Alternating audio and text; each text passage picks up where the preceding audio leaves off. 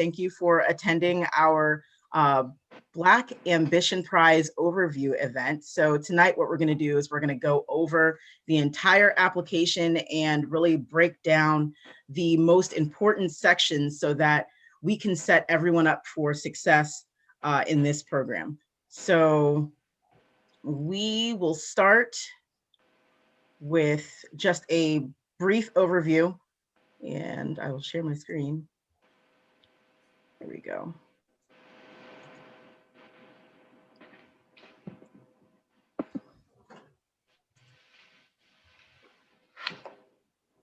All right, can everybody see my screen? Yes. There we go. All right. So real quick, the Black Ambition Prize provides a platform for eligible entrepreneurs to access growth capital, pitch feedback, and mentorship. Eligible eligible applicants consist of Black and Latinx founders building across these distinct categories. So you have to be in these 4 categories to be able to apply: consumer products and services, design, healthcare, and tech. So one of those, you have to be in one of those 4 categories. Identify which Black Ambition Prize best suits your particular business venture and apply.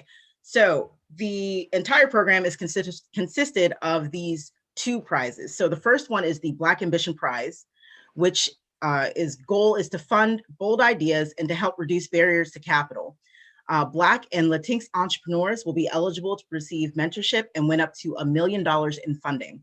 So remember that number, $1 million for the Black Ambition Prize. The other prize is the Black Ambition HBCU Prize. Now, this one recognizes HBCUs, which are vital engines of economic opportunity with important legacies. By tapping into the vibrant and brilliant HBCU community, we will help to fund high potential ideas with our capital that can spark and support the next generation of successful entrepreneurs. So the Black Ambition HBCU Prize has 2 separate tracks, and you need to make sure that you know which track you are going to apply for. So the first one, you'll be eligible for up to $50,000 in funding. And in the other one, you'll be eligible for up to $250,000 in funding.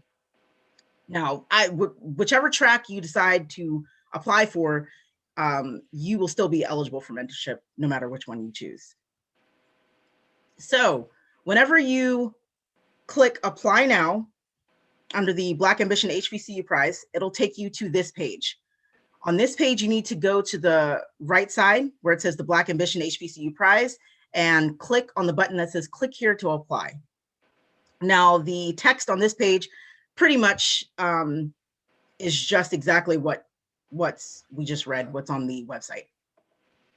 All right, so when you click that click here to apply button, it'll take you to a page that looks like this. Now, until you actually begin your application, you'll have just this one green button. But because I already started the application, I have this button, this black one right here. And so when you start the application, you're gonna click the green button and it'll take you to the actual application form. Now, on the first page of the application form, it specifies what each track consists of. So like we just went over, it has the Black Ambition HBCU prize track, which is up to $50,000. And then it has the Black Ambition HBCU Early Business Prize, which is up to $250,000. We really need to make sure that we understand which one we fit into. So the first one, the Black Ambition HBCU Business Concept Prize track, which is $50,000, is for ventures that have not raised any revenue or dilutive funding to date. So you cannot have raised any money yet. So this category is for projects that have been identified, that have identified a unique and relevant challenge. The team has ideas to frame better solutions towards solving that challenge or set of challenges. So that's really for businesses that have not really gotten started yet. The second one, which is for up to $250,000, is for ventures that have raised no more than $1 million in dilutive funding to date. This category is for projects that have shown progress against the venture concept, so tested the concept, working prototype, minimum viable product. So really make sure that you understand which track you fit on and apply for that one. And so at the bottom of this page, you'll see you have to put your startup name and then which challenge you're applying for. So select either the Business Concept Prize or the Early Business Prize. All right, so on the next page, after you select your challenge that you're applying for, it'll ask you if there's at least one current HBCU undergrad or graduate student. So full-time or part-time, can be either one recent alum within 2 years of graduation, or one former student within 2 years of attending the institution and that identifies as Black, African, African American, and or Hispanic, Latino, Latinx on your team. So you can have one of those. It has to be either an undergrad or grad student, recent alum within 2 years of graduation, or one former student within 2 years of attending the institution. So you have to have one of those, as well as someone that identifies as one of those categories in that paragraph. All right, so once you click yes or no, if you click yes, it'll take you to the next step on the form. So it says, is your lead or leads based in the US? So answer that, yes or no. And it explains what a lead is. A lead is defined as the CEO or president. If there is no CEO or president, the most senior role on the founding team will be the lead. If there are multiple members with similarly senior roles on the founding team, we'll ask you to self-select your lead. All right. So after you select that one, it'll ask you some basic questions. Are all of your team members over the age of 18? Is your venture a for-profit entity, or do you intend for this venture to be a for-profit entity upon validly forming it under law? Has your venture raised any dilutive funding to date? Has your venture generated any revenue to date? And part of this prize requires applicants to sign the Black Ambition Founders Commitment. Do you agree to this diversity and inclusion commitment? So it'll ask you those basic questions, answer yes or no to go to proceed to the next part of the application. All right, also it'll ask you, do you confirm that all of the information is true and accurate and you agree to the terms and conditions? So make sure you also answer that. All right, so the next section is the summary. So it'll ask you what industry you are in. It'll ask you if there's any additional industries that you may fit in or address. The next part, share a headline or a tweet that succinctly captures your venture concept. So maximum of 50 characters, go ahead and enter that there. Also, you have to submit a 60-second audio file or video introducing the founders or founder and explain what you're doing and why. So you're gonna make your video or your audio file, and then you're gonna post the link, whether it's a YouTube link or it's a Vimeo file. You're gonna post that link right there. The next one is, how long have you been working on this venture? If you have a website for your business, please share the address. What share of your venture will HBCU students, undergrads or grads, and recent alums own? So you need to put a number between 0 and 100. For example, for my business, I have, it's me and I have a team of 2 other members. And so it would be a third. So 33%. All right, problem and solution. So these are, this and the next 3 sections are very, very important. And Dr. Rhonda and Akosia will be going over these in great detail, but real quick, we're just gonna skim over the questions that they ask you. So problem and solution, what is the problem you've identified? You have 150 words to describe that. What is your solution? What products and or services will you offer? 200 words. Addressable market and distinctive market position. Describe your target customer or customers or users and their needs. What is the size of your addressable market? What % of the market do you seek to attain and over what time period? The next one is list 2 to 5 competitors and tell us why your idea is distinct from alternatives in the field. The next section is business model and customer acquisition. So what gives you confidence that customers would want to use your product or service? What is your business model? For example, how does your solution generate revenue? What is your distribution strategy to deliver your product or service to customers or users? And what is your marketing or sales strategy to reach more customers or users? And then the last section that's really important is your team. Tell us why this problem matters to you and your team and what's driving you to address it. Share an experience that demonstrates what makes you a successful entrepreneur.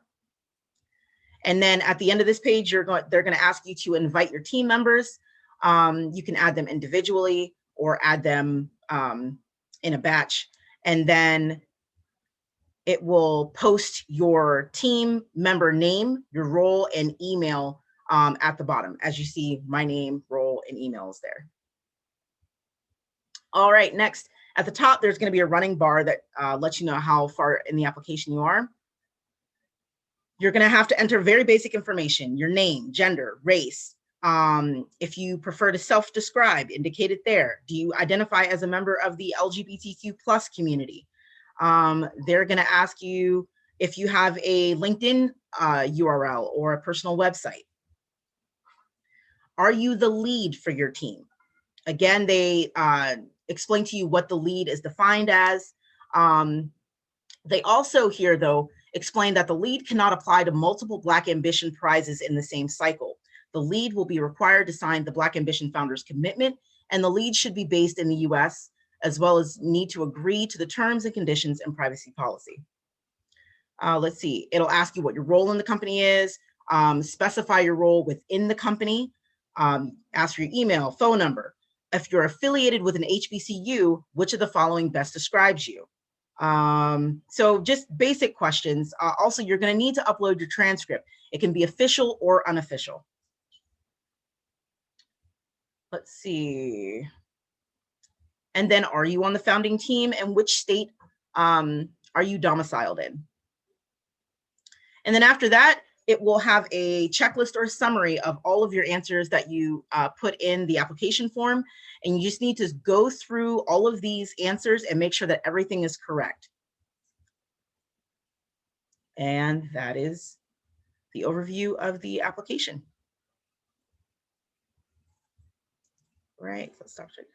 All right, so first we're going to have, Akosia, are you going first? You're going first, right? All right, cool. So we're gonna have Akosia go over the marketing portion as well as essentially the customer discovery section, right? Mm-hmm. All right, so Akosia, there you go. All right, so today I'm gonna cover the portion that asks about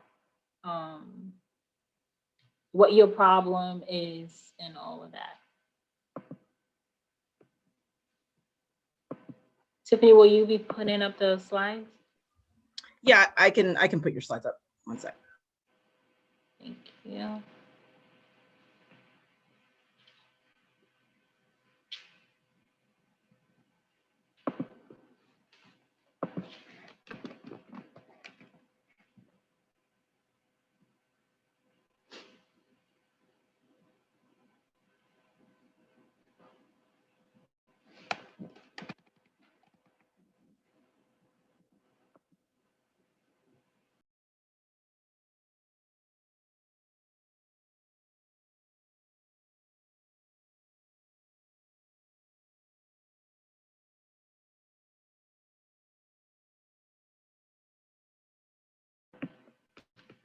Thank you, Tiff.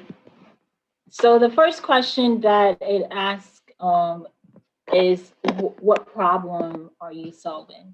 And what I want to talk about is how to actually go about addressing that particular question. Normally, if you're asked what problem is your business solving or your idea solving, they're really asking, what does the society need? Is it something that there's a need for, right?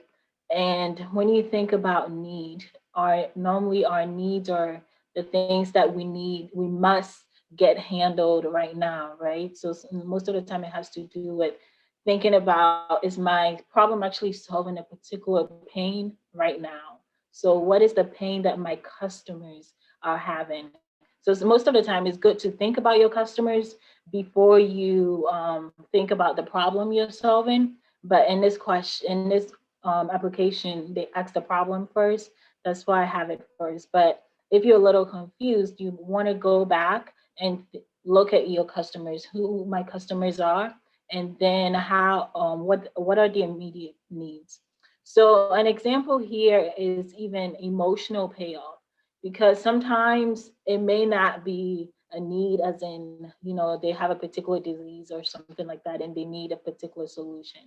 But for example, if your idea is in could be in retail, right, and you're selling clothes, so it may not be a particular need, or you're selling perfume, it may not be a particular need, but there is a solution that is addressing, and that could be an emotional payoff, right, or an experience.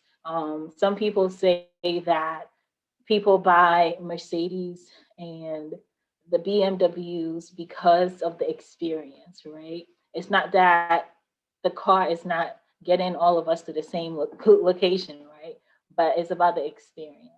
So that could be a problem that you are addressing for your customer.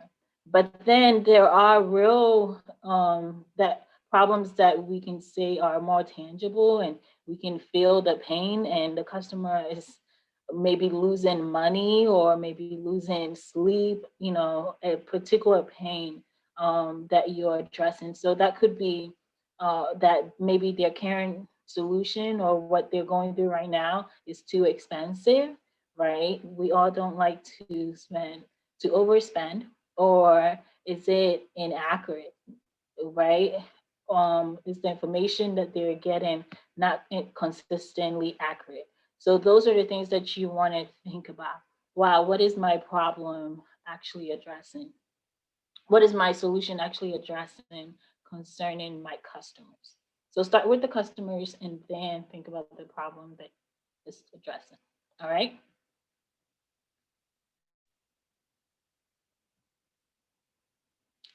So the next question that it asks is asking about the solution. Okay, so you want to explain what the solution is actually about. Now, this is when you start thinking about your idea. I said your burning hot idea because normally we're all very excited about our idea and then we're passionate about it. So this is where you get the chance to express yourself about why this idea um, is how it is and what you believe it will do, okay? And then how does your company solve that problem uniquely?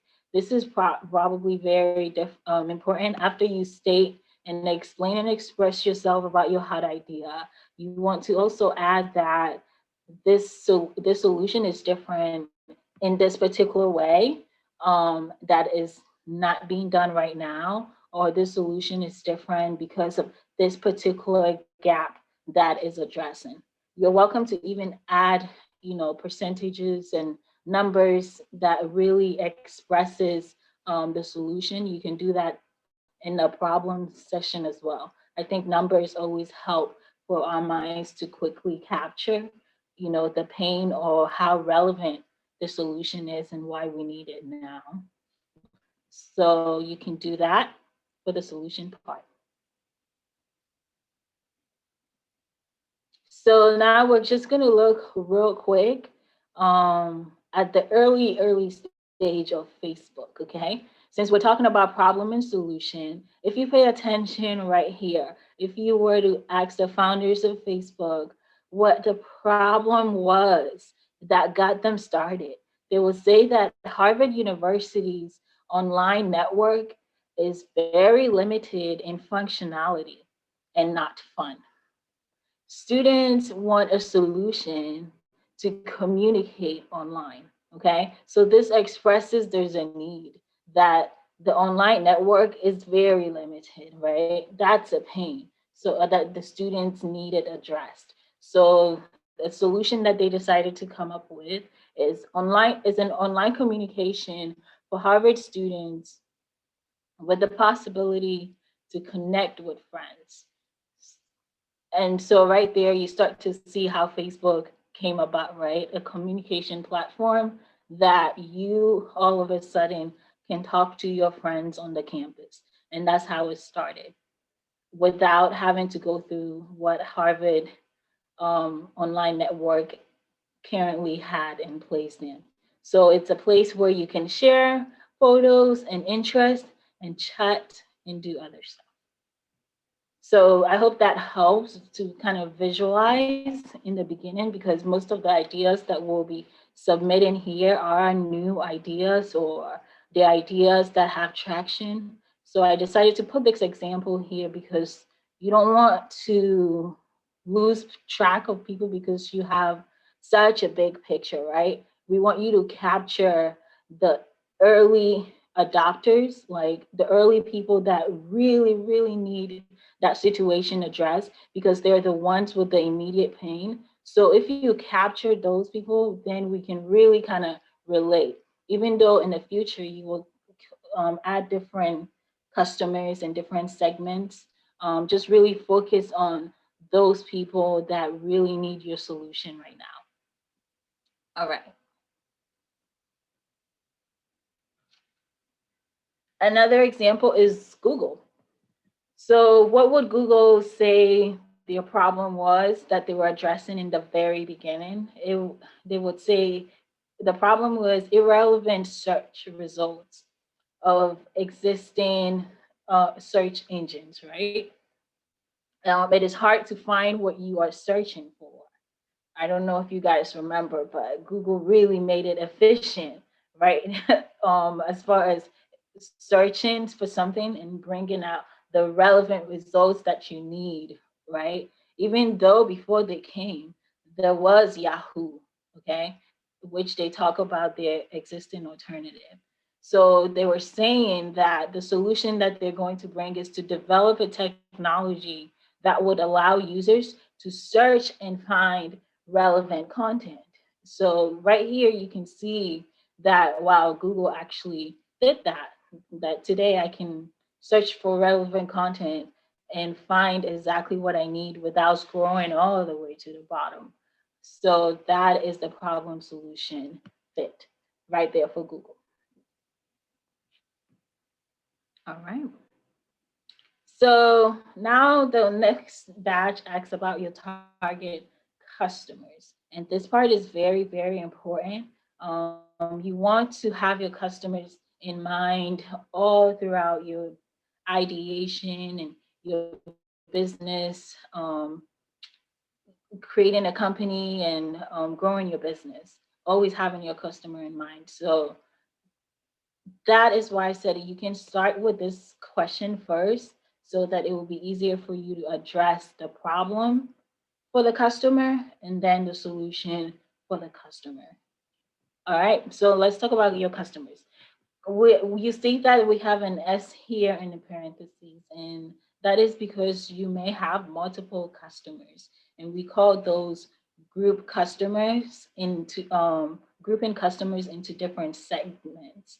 And you can group your different customers by their common needs, right? So you may have customers that have a particular need. You may have customers that behave a particular way, or you may have customers that falls into other attributes such as age, race, income, and all of that. You want to be really thinking about the what are the different customer groups that I have, okay? And then once you think about that, you want to think like, what value am I creating for them, right? And who are they that I'm creating value for? And always keep in mind to highlight your most important customers right now, because those are the people that we consider early adopters, because if you have 3 customer segment, you won't be able to tackle all of them at once, or if you have tackled one of them, you will be adding another and another. So make sure you highlight the ones that have the immediate pain, like I mentioned earlier. All right. And then it asks you for your addressable market, right? So that's asking about the entire market that you are getting yourself into.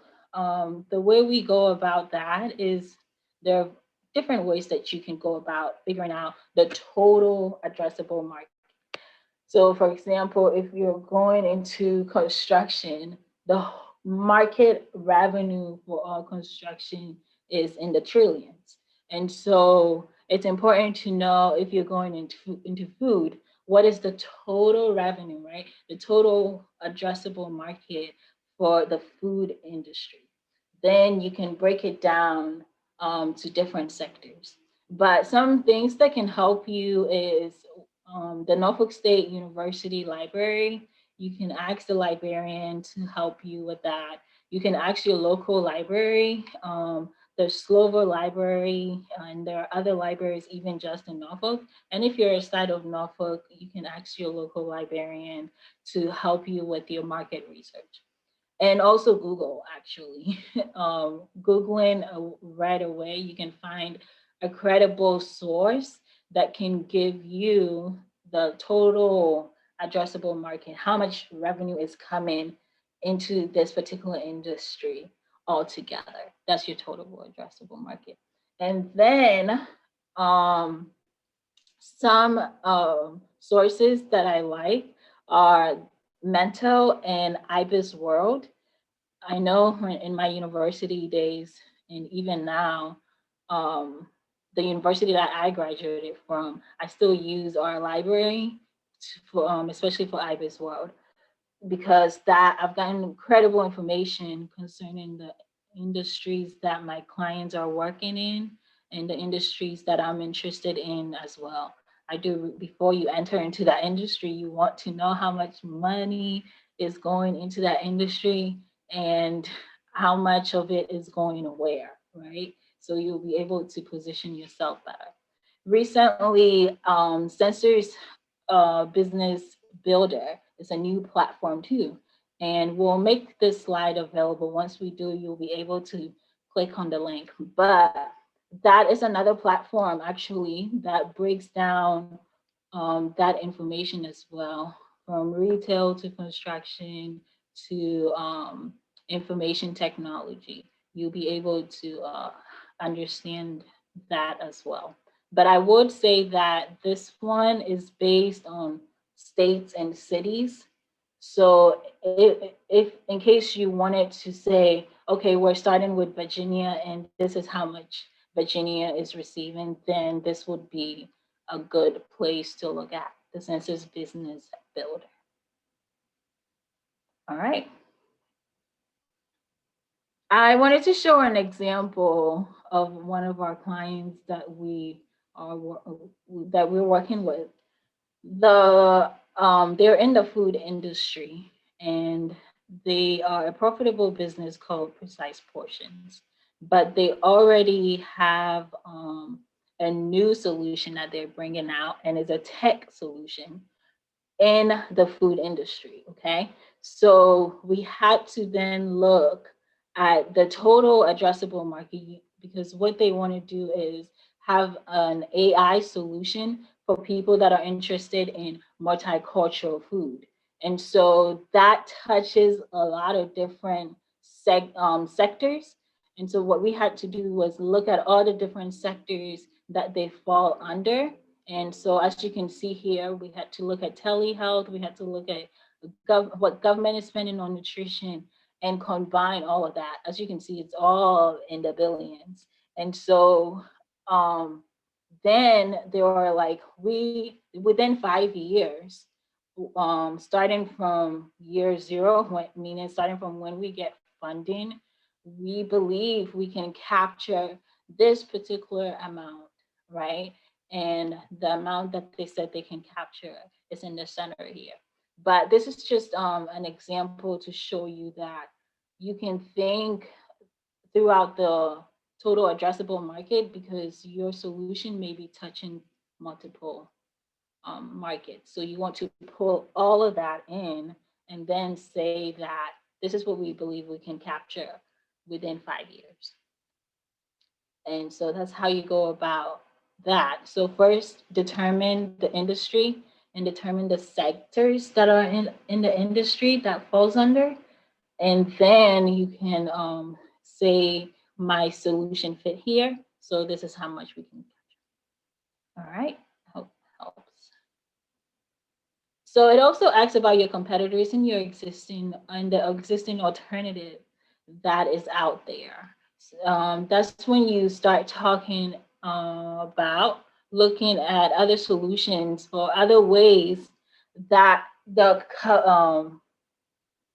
your customer may be using to address your pain. Okay, it may not maybe you're entering into a new market and the solution actually really doesn't exist, but the truth of the matter is they said there's nothing new under the sun, right? So if it's a pain, there's some way that they are they're going through to whether decrease the pain or eliminate it in a particular way. You may not like it, but you have to understand that there's always an existing alternative.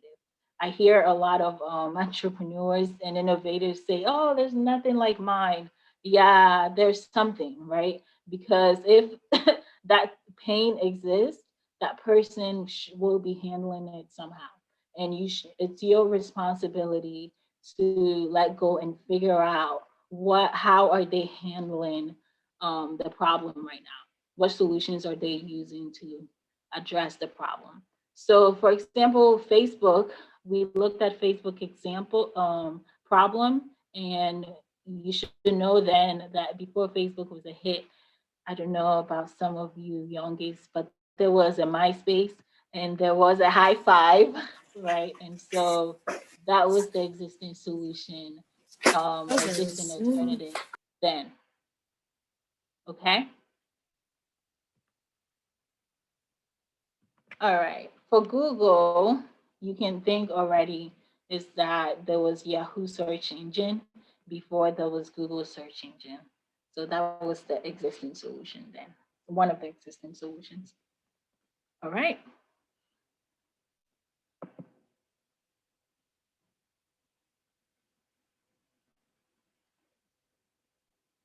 So that concludes what I have for my part. I believe Dr. Ronder will continue the next portion right after mine. Okay. Good evening, everyone.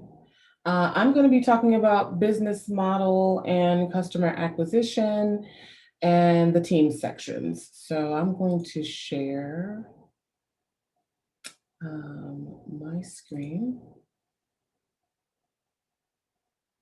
Hopefully everyone can see that. If you cannot see that, let me know. So yes, the first part of the first section I'm going to talk about is business model and customer acquisition. They actually group these two together. And so the first question is, what gives you confidence that customers will want to use your product or service? So of course, if you are affiliated with the Innovation Center in any way, you have heard us preach from the rooftops about customer discovery. It's a really big deal because it proves to investors that people are going to buy what you're selling and that there's an interest. Not only that people want what you're selling, but that they're willing to pay money for it. So Akosia talks about the problem. A lot of times entrepreneurs assume they know what the problem is, right? We have an assumption, or we have a basic premise of what we think the problem is, but ultimately we have to get out and find out what the customer perceives its problem is, or their problem is. So it's not just what you think it is. You have to get out there and make sure that your solution fits the problem. So you're going to learn whether or not people are going to pay for what you're offering them. There are some solutions that people are saying, hey, I'm just not willing to spend money on that. I'd love to have that, but it's not something I'm willing to spend money on because I'm able to accomplish whatever I'm trying to accomplish in another way. So I don't need to spend money on it. Or maybe I'm not interested in it at all. But you won't know that unless you engage in customer discovery. So I want to give you a couple of tips for doing that. You're going to use questionnaires or direct communication where you're doing phones or in person, not so much now, but in person. I want you to make sure you understand that social media is your friend, but it's not your only option. You can do customer discovery in a number of ways, but the important thing is to do it. So one of the things that you'll want to make sure you provide in this section is the number of people you talk to. You'll summarize it, make it pretty, but you'll talk about the number of people you talk to, the demographics of those people, and what you found out about their preferences and needs, and even use percentages if you can. So you want to paint a picture for in this application that shows that you have a group of people who are willing to pay, and that you've proven that because you've talked to them and they told you that they were interested. Really quick, I want to go through do's and don'ts of customer discovery. So you want to make sure that you ask as many people as you can. If you've not done customer discovery before attacking this application, make sure you do that, because you don't want to guess. This is not a part where you want to make up something, because seasoned investors are entrepreneurs themselves most times, and they know, they just know. So make sure that you do the customer discovery. Ask as many people as you can. Get into the 25, 50, 100, depending on, what your resources are, your time is. Make sure you do that. Write down specific questions ahead of time so that you'll be asking people the same questions. So questionnaires are really valid when you ask when you ask different people the same question, because then you have, you're comparing apples to apples, right? So make sure that you cover the same questions with different people so that you can paint a really good picture, and you can generalize, which means you can make assumptions based on, if you ask 10 or 15 people, you may be able to make assumptions about what more people might think if you're asking them all the same thing. So write down your questions. Then also ask them how they currently solve their problem when it comes to doing something. Give them plenty of time to talk through it. It's going to help you get more insight about the best solution to give them. So you don't want to lead them, and I'll get into don'ts, but you want to make sure that when you ask them the question, you let them tell you. You don't pigeonhole them into an answer. You let them just talk it through, and take plenty of notes, because when you listen to them, even if you may even want to ask, can you record? But when you are listening to them, you want to make sure that you get their feedback, because you'll want to be able to mull it over and figure out what kind of conclusions you can make. This isn't something that you just kind of do fly by night. This really is going to determine whether or not your product or service is going to be successful. Not just will you win this prize, but beyond that, will your product or service be successful or profitable even? So let's talk about the don'ts. When you go to do your customer discovery, don't ask leading questions, right? Don't say, hey, would you use a widget that uses AI to clean for you? Because that pigeonholes me into saying, yeah, I'm sure, of course I'd do that. But then what have you learned about me? What have you learned about my needs? What have you learned about my problem? So instead, ask questions like, what problems do you face when it comes to cleaning? And then let me talk about that. Or cleaning products or cleaning services. And then I can say, I really don't like it when I have to, order my own supplies. I really wish there was some way that, supplies will get ordered for me. And you can say, oh, that's a problem in the market. Let me figure out how I can make a product or service that addresses this particular problem. So let the person talk through their problem, and you just listen and just kind of coax them through their thought process. Don't pitch. That's the next thing. So at the end of your questioning and your talk with them or your interview with them, you may mention to them, well, I'm kind of mulling around a product or a service that might do X, Y, and Z. And I'm just, it's interesting to see what your thoughts are about it. But don't make it about you. Don't make it about your product. Don't ask, would you use, if I made this, would you use it? Because now it's personal and people don't want to reject you. So nobody's going to tell you no. So don't pitch. And then finally, don't just ask your friends and family. You need to get out into the marketplace, get beyond the four walls, and get beyond your close network. Unless you've got an expanded network of, 10,000, 20,000, 50,000 followers and on social media, you're not going to really just go to your social media friends and family, right? The people that you deal with on a regular basis. You may have to pay for an ad that gets your questionnaire beyond the people you know. And that's really, really important because people that you know inherently love everything you do. They love the ground you walk on. They believe in you. They want you to succeed. They're not going to um, really push you or challenge you to think outside the box. So make sure that you're asking people that go beyond folks that you deal with on a regular basis. So then the next question is, what's your business model? And so that question really translates to how will you make money? And I put all of these on here so that when you go back through the slides as you're putting your application together, you'll have maybe some choices, or maybe this will spark how you can consider what revenue streams or how your business is going to make money.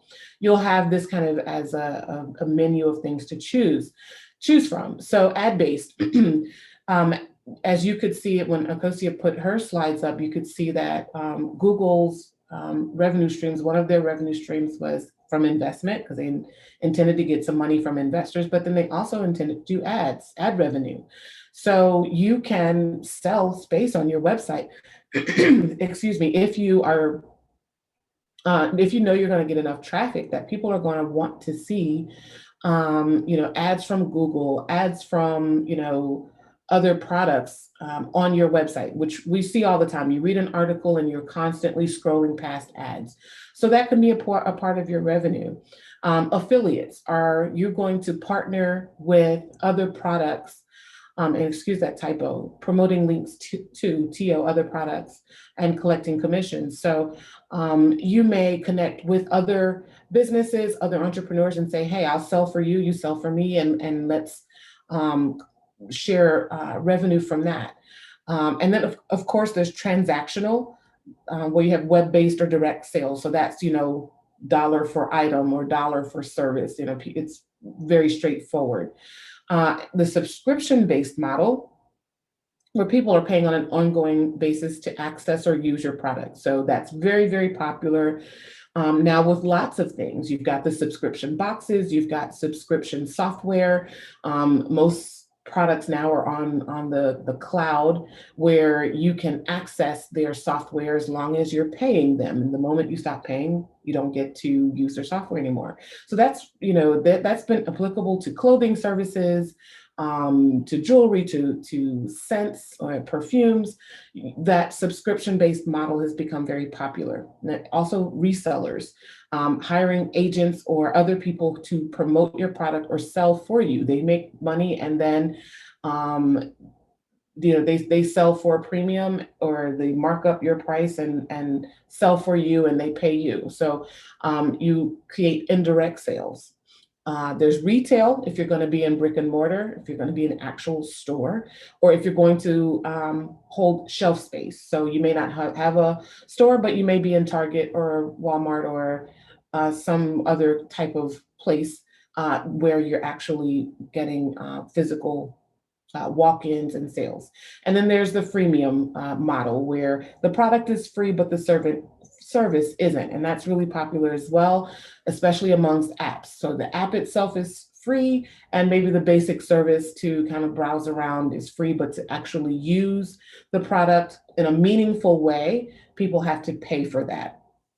And so that's a very good way for people to get into the market, get people using the product and talking about it. But to get them to really buy in, you make them pay. So these are just some of the more popular, more frequently used business models of ways that your business is going to make money. This is important because investors want to know how they're going to get their money back, right? They want to know, are you profitable? Well, are you going to be profitable? If you aren't now, how are you going to make money? How are you going to make a profit? And then how am I, the investor, going to get my money back? Because this isn't just benevolence. We're in this thing to make money. So you need to be able to articulate and explain to them the fact that you intend to use this kind of model, and you expect why do you expect it to be profitable, and how do you expect it to be profitable? Paint that picture well, because that Telling your story, of course, is great, but investment, we're talking money, and we want to make sure that they know that you are clear about how you're going to make money and how they, as an investor in your business, are going to make money. Okay. So then the next thing is your distribution strategy. How are you going to get your products to your customers? Lots of different ways to do that. But I group them kind of into these 4 categories, where there's going to be online, where you're going to build a website and drive traffic to that website. So you're going to have online advertising and social media that when you do these ads, it's going to drive people to your website and you're going to do sales from there. Or cross ventures. Again, we talked about affiliates, whether or not you're going to partner with another company strategically and work together to tap into a similar market. So you'll see this happen, when companies, they're complementary, and you'll see they bundle their services with another provider. And so when one provider sells, the other provider sells a product as well. And that helps because, when one makes money, the other does too. So that's a really great way to get your product out there, especially if you're a new business. Sometimes it's really great to kind of connect yourself with a more seasoned business that will help you to tap into their market and boost your sales just because you're attached to a larger player in the industry. You're not competitive, but you're compatible, and you bring something that helps them to sell products. And of course, in turn, they help to sell your product. So how are you going to do that? What's your strategy? Are you going to make a strategic partnership that will help to cause your business to sell faster, become profitable faster, and scale faster? So that's important. And then referrals and affiliates, we talked about that already. You're going to use existing customers to spread the word and sell your product and get them to basically drum up business for you. Your existing customers, if you have any, or people that you designate as agents to talk about the product, are really essential and probably your best resource for creating word of mouth, getting the word out to people without having to pay for it, right? You just tell people, hey, talk about your experience. If you have a good experience with me, if you believe in this product, you believe in me, just talk about it. And that is really huge because you get to tap into the trust of people who extend your network. So if business is about trust, you get trust from your customers vicariously because they're hearing about your business from somebody they trust. And then trade shows, a really big way to get out there and talk to other businesses, to get orders, to identify new customers, to network. Trade shows are really, really huge in some industries. And it can mean getting your business out there and getting people learning about you and on a really grand scale. You get to demonstrate your product and get people talking about you, and even, like I said, getting orders. So trade shows are a really significant way to get new business for some industries. So what will be your sales strategy? What is your marketing and your sales strategy? How are you going to reach people? So of course, there are the ways that, I think most of us probably know, the websites, the email marketing list, and social media posts, ads, pages, and groups, right? So you're going to try to build this community between your social media and your email marketing list. You're going to try to build following and build an audience through your website as well, where you're creating content, blogs and articles and videos, infographics, things of that nature. And what that does is that just keeps people engaged. And so when you have new products coming out, as your product evolves, you're going to be creating and sharing this content and staying in touch with them. Why is that important? Because content, the larger your audience, of course, the more sales you possibly can make. You have a larger customer base, the larger following you have. So you want to make sure that you are describing what your strategy is going to be, not just necessarily saying, hey, we're going to have a website and we're going to have a marketing list and just listing these things, but how are you going to use them to engage your audience and ultimately produce sales? So if you understand what it means to create a funnel or to drive traffic, you want to use those kinds of terms and say, we're going to create a community through our social media page and group to drive traffic to our website, and create sales funnels so that we can stay in touch, create ultimately create sales, but then to stay in touch with our audience to make them repeat customers. So that's important. Is your product a one-time buy? Is it a one-off, like a water heater? You buy one of those once every 10 or 20 years, but are you talking about a cup or some other product that is renewed or bought on a more frequent basis? That's important for investors to know. Is this a one-off, or is this something that you're going to continue to drive people to buy on a repeated basis? So be sure to mention that as you construct your response to this question. And then other kinds of marketing, the traditional television, radio, and that's driving people to the business. Are you going to start out with a promo? Are you going to do a sale? Are you going to do a buy one, get one, just to get people interested, get them aware, get them buying? And of course, you want to make sure people are aware of you through your business cards, your flyers, etc. That's not quite as big of a deal as making sure that in this application and even in your regular business dealings, that you are very clear about how you're going to use these tools to generate money. Be very clear about that. Getting the word out, if you're doing blogs and articles and infographics and podcasts and you're creating all of this content, but what's the goal of creating that content? And for this particular endeavor, the goal is to make money and make sales. So you want to make sure that you articulate that very well in your response. Okay, so now let's talk about your team. Who have you chosen to help you and why? Right, so the first question they ask in this section is, why does this problem matter? What drives you to solve it? And I want you to remember that no one can tell your story like you. Nobody. You are the best storyteller that when it comes to your product or your service, you know it best, right? This is where you capture the heart of the reader. This is the why of your business. If this business was birthed because you had some hardship or because you needed something, you need to bring the reader in to that moment when you said, I'm going to start a business, or I'm having this problem and this is the solution. I think this is what's going to work.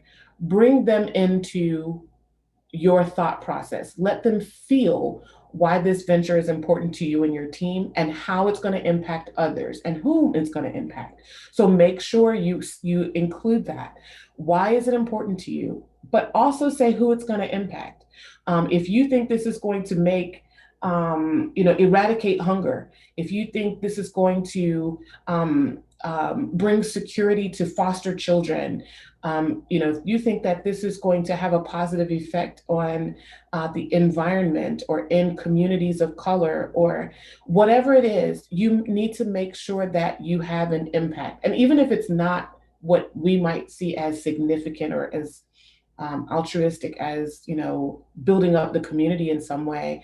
But what if this ultimately gives time back to moms? You may have a broom and a dustpan, right? But for you, in your mind, this innovation is going to give time back to single moms or give time back to busy dads, because this tool is so innovative. What you're really doing is saving people time.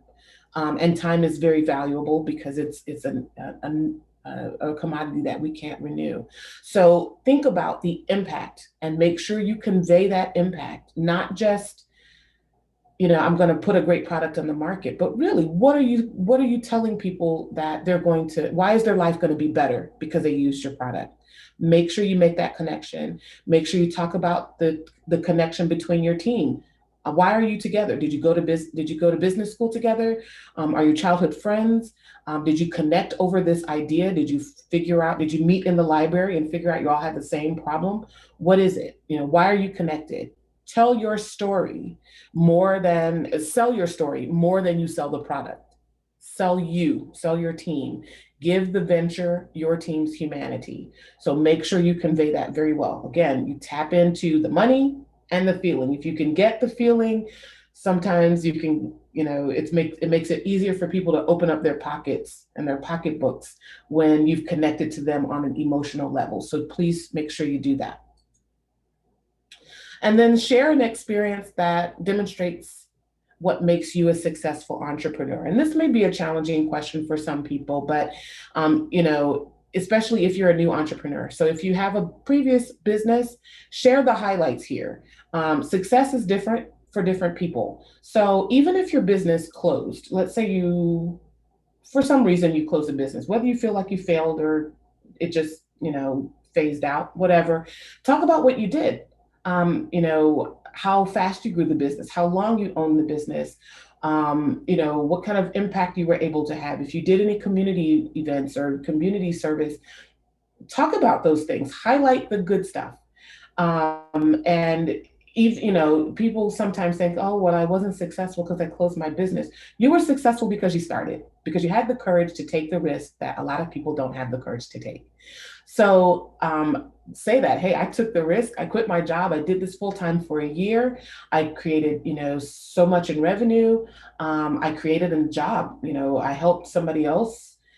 Talk about that. Find what it is that you did that caused you to do well, and talk about the lessons that you learned. If there are any really positive lessons that you learned, share that. If you are a new entrepreneur, you're going to say, well, I don't have any experience to say that I'm a successful entrepreneur, but you do. If you are a real entrepreneur, you probably were an intrapreneur before you were an entrepreneur. And an intrapreneur is somebody who thinks up new ideas and new processes and new ways of doing things while they're on their job. So you'll know you're an entrepreneur if you tend to drive your employer crazy with your new ideas, where you want them to try some new way of doing things. We could do this better or we should try this product, we should try this new way or this new service. If you're constantly driving people crazy with those kinds of ideas, or if you are likely an intrapreneur. And that's a really good thing. It just means you're an outside of the box kind of thinker. You're an innovator. And so you want to talk about that. If this is your first time around as an entrepreneur, as a business owner, you'll want to say, hey, this is my first foray into entrepreneurship, but on my job, I helped to bring a new segment of business or product or service into the business. And it resulted in a new, so many thousands of dollars for the business. I was often praised for my innovative ideas. And I just decided to take that innovative thinking and create my own venture. But you want to talk about your track record, whether it is in your own business or in somebody else's business. Make sure you're talking about your track record. So talk about those ideas where you increased revenue or where you increased exposure for the company, even if it didn't result in a bottom line increase that you know of. Maybe you still brought value to the company, and that is still very important. So make sure you include that. So that's it for my two sections. You'll be able to look at the slides and hopefully follow them when you are completing your application. You'll be able to see those slides, and they'll help you hopefully to complete the application. So that's it for me. All right. If anyone has a question about any of the sections or about the application overall, please put it in the chat, and we can definitely discuss any questions or concerns that you guys have.